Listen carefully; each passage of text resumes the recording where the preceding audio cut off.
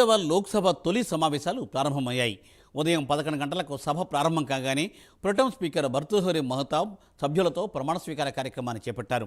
ఇక తెలుగు రాష్ట్రాల నుండి పార్లమెంటు సభ్యులుగా రామ్మోహన్ నాయుడు, బండి సంజయ్, కిషన్ రెడ్డి, పురంధరేశ్వరి తెలుగులో ప్రమాణ స్వీకారం చేశారు.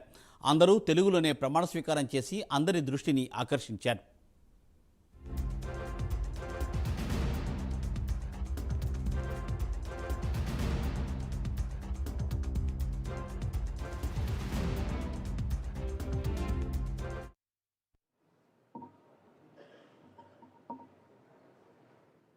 గంగాపురం కిషన్ రెడ్డి అను నేను లోక్సభ సభ్యునిగా ఎన్నుకోబడినందున చట్టరీత్యా నెలకొల్పబడిన భారత సంవిధానం పట్ల యథార్థమైనటువంటి భక్తి విశ్వాసములు కలిగి ఉంటానని, భారతదేశపు సర్వసత్తాక అధికారంను అఖండతను సమర్థిస్తానని, నేను స్వీకరించబో కర్తవ్యంను శ్రద్ధాశక్తులతో నిర్వహిస్తానని దైవసాక్షిగా ప్రమాణం చేస్తున్నాను.